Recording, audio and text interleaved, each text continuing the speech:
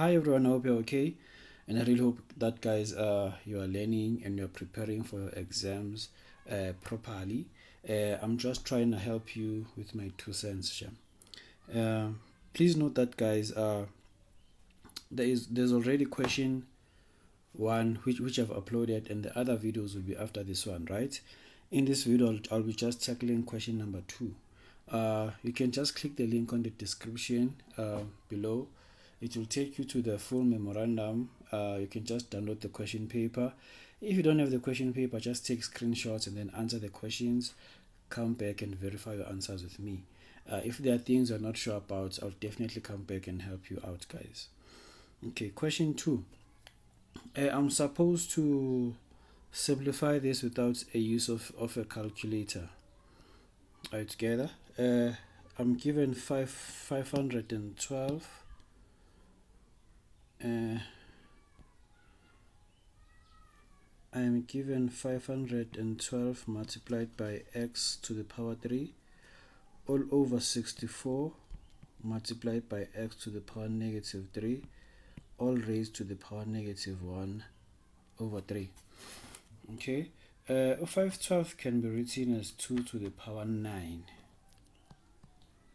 512 can be written as 2 to the power 9. I have x cubed there. And then 64 can be written as 2 to the power 6. I have x to the power negative 3 over there. So this thing is equal to, I can say this is 2 to the power 9 minus 6 multiplied by x to the power 3 minus a negative 3. This is raised to the power negative 1 over 3, right? Remember that whenever you are dividing two things that have the same bases, a to the power m and a to the power n, right? Just need to take one base and then subtract the exponents. Are you together? 2 to the power 9 and 2 to the 6, that's one base. Just take one base, subtract the exponents. Same thing with x. Okay, so this will give me 2 cubed multiplied by x to the power 6. This is to the power negative 1 over 3. Negative 1 over 3, right? The power there will be the power for both terms inside the bracket because everything is multiplied. So I will have 2 to the power 3 multiplied by a negative 1 over 3 multiplied by x to the power 6 multiplied by a negative 1 over 3. So this will give me 2 to the power negative 1 multiplied by x to the power negative 2. I can leave my answer like this because it's simplified, or if I want to write my answer to have positive exponents, I'll simply leave it like this. I'll say 1 over 2 multiplied by x squared. So this is 2 to the power negative 1 x to the power negative 2. Okay, 2.1.2, I'm supposed to simplify that. Okay,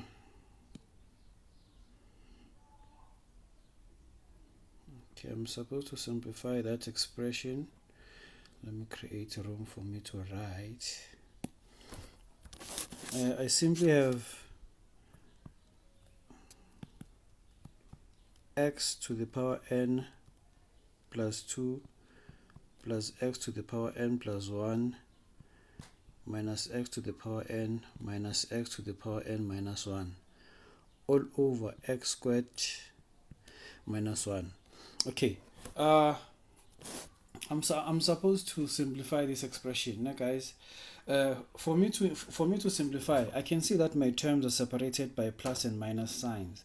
The first thing I need to do is to make sure that I separate my exponents as well.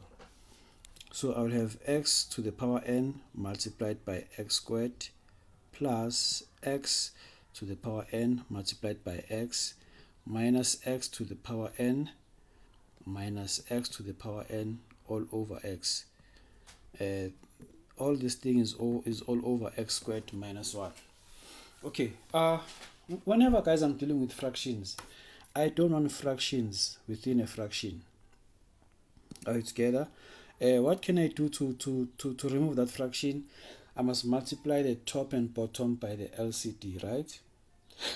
there's only one LCD there. My LCD is x, so I'll multiply the top and bottom by x. Okay, so there at the top I will have x to the power n multiplied by x cubed plus x to the power n multiplied by x squared minus x to the power n multiplied by x minus x to the power n all over x multiplied by x squared minus 1. Okay, I can take out a common factor there at the top. X to the power n is my common factor, right? I have x cubed plus x squared minus x minus 1. This thing is all over x multiplied by x squared minus 1, right? The answer here is 2 to the minus 1 multiplied by x to the minus 2. Okay, let me continue with this thing over here. I can factorize my numerator, né? How can I do so? On my numerator, okay, let me continue there. Yes, I do have x to the power n, but whenever I look at these first two terms, I can see a common factor there. X squared is common on the first two terms. Whenever I take out x squared, I will be left with x plus 1. Are you together? And whenever I focus on the last two terms, I can take out a negative 1. Then I'll be left with positive x plus 1. This is all over x multiplied by x squared minus 1, right? So x to the power n, I can see a common factor as well there. This bracket is common. This bracket is common, right? In maths, whenever you see a common factor, we take it outside. We'll have x plus 1. Whenever I take out a common factor, I will be left with x squared minus 1. And I have x over x squared minus 1. So this will go with that. Simply have x to the power n, x plus 1 all over x. Maybe there should be a shorter way, guys. But for now, let's stick to this solution. X to the power n, x plus 1 over x. Okay, maybe it's long because I didn't skip any step, and I just applied all the laws of algebra in one thing. Did I just say all the laws? Yo, mathematicians will arrest me. I just applied all the necessary laws step by step. Maybe that's why it was this lengthy. Okay, now let's go to 2.1.3. We are given, okay, this big square root multiplied by the other big square root. I have the square root of a plus the square root of 2a minus 1. This multiplies a minus the square root of 2a minus 1, right? Okay, if ever I have something like this, the square root of a multiplied by the square root of b, I can simply write this as the square root of a times b, right? Okay, and then now all I need to do is to just write these things under one root. I'll have a plus the square root of 2a minus 1 multiplied by a minus the square root of 2a minus 1, right? Okay, I can see that there inside my bracket I have an expanded version of a difference of two squares. Are you together? So for me to find the real expression for difference of two squares, I just need to square the first term. I will get a squared, and then I square the second term. I'll simply get 2a minus 1 because the square root will cancel, and then all I need to do is to just put a negative inside, and then this will give me a squared minus 2a plus 1. I can factorize there.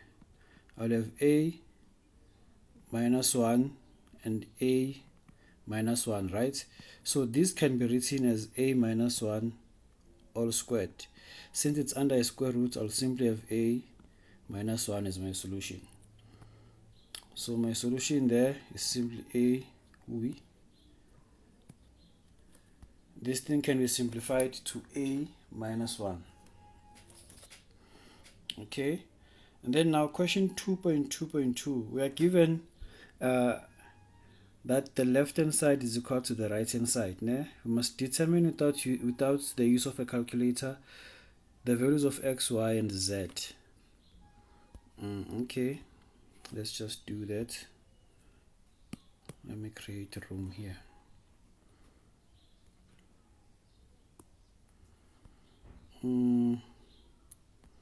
What are we given? We are given 1 minus root 2 multiplied by x plus y square root of z is equal to negative 3 plus root 2. Okay, I think, guys, all I need to do here is to isolate my unknowns to be on the left hand side, right? That means I must just divide both sides by 1 minus root 2. Whenever I do that, I'll be left with x plus y times the square root of z is equal to negative 3 all over 1 minus root 2 all together. I can rationalize my denominator on the right hand side. Rationalizing, guys, I just need to create the difference of two squares at the denominator. So this will be 1 plus root 2. Whatever I do at the bottom has to be done at the top. So I'll simply have 1 plus root 2. So x plus y times the square root of z is equal to, there I can just use my FOIL to simplify both my numerator and my denominator, right? So this will give me negative 3 and negative 3 root 2, and then I'll also have root 2, and then I'll have a 2 there, all over 1 minus 2. So I'll have x plus y times the square root of z is equal to, I have negative 3 plus 2 is just negative 1, and then I'll have negative 2 times root 2, because these two will just subtract one another. This thing is all over 1, right? So x plus y times the square root of z is simply equal to 1 plus 2 times the square root of 2. No, let me just leave it like this, because I've divided everything by negative 1, right? Okay, remember that the left hand side is equal to the right hand side, right? So this guy will be equal to this one. Basically,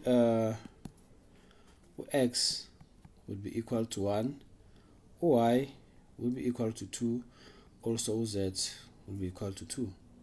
So that's how we could have dealt with this one. X is 1, y is 2, and z is 2. That's how I could have dealt with this one, guys. I really hope this was fruitful, and please, guys, stay tuned and wait for more videos. Thank you.